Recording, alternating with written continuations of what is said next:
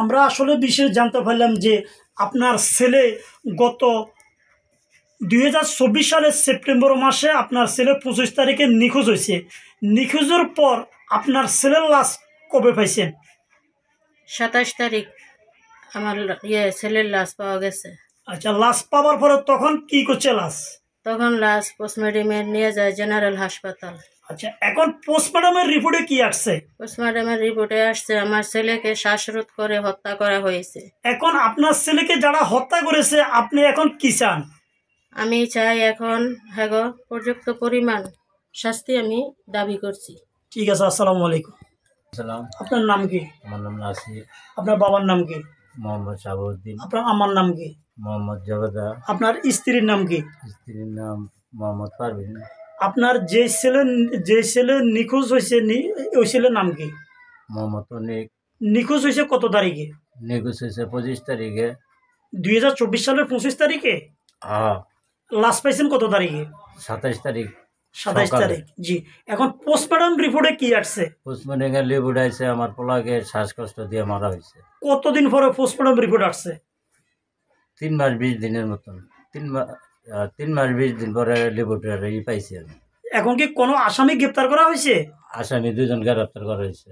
আচ্ছা, এখন যে আসামি গ্রেপ্তার করার পরে আপনার উপরে যে কোনো রকমের কি কোনো হুমকি টুমকি আসছে? আমার হুমকি টুমকি দিতে আছে যে আমি যদি সরকার ক্ষমতায় থাকতো ওরা উচ্ছেদ করে দিতাম, তো একটু সময় লাগবো, আর এই দেশে তো উচ্ছেদ করে দেবো। এই হুমকিটা আপনাকে কে দিছে? এটা মনির দিছে। এখন আপনি কি চান? এখন আমি সূক্ষ্ম বিচার চাই। আমি কেমনে থাকবো এই এলাকার ভিতরে? ওই আমার অনেক হুমকি টুমকি দিতে আছে। আচ্ছা, ঠিক আছে, আসসালামু আলাইকুম। আলাইকুম ওয়া রাহমাতুল্লাহি ওয়া বারাকাতুহু।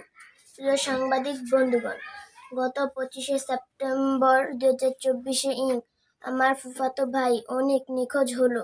গত 27শে সেপ্টেম্বর সকাল 7 ঘটিকার সময় আমার ফুফাতো ভাই অনিকের লাশ পাওয়া যায়।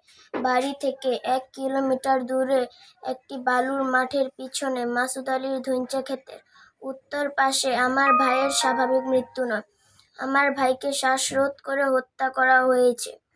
আমার ভাইয়ের হত্যার সঙ্গে জড়িত যারা, প্রত্যেকের সর্বোচ্চ শাস্তি দাবি করছি। যারা প্রকৃত অপরাধী তাদের সর্বোচ্চ শাস্তি নিশ্চিত করা হোক। অযথা যেন কোনো সাধারণ মানুষকে হয়রানি করা না হয়। আমার ভাইয়ের মতন এমন ঘটনা কোথাও যেন আর না ঘটে। প্রশাসনের দৃষ্টি আকর্ষণ করছি এবং আমার ভাইয়ের রুহের মাগফিরাত কামনা করছি। আল্লাহ পাক রাব্বুল আলামিন যেন আমার ভাইকে জান্নাতুল ফেরদৌস নসিব করুক। আমিন। আমি নুসাইবা ইসলাম, এবিএন বাংলা টিভি।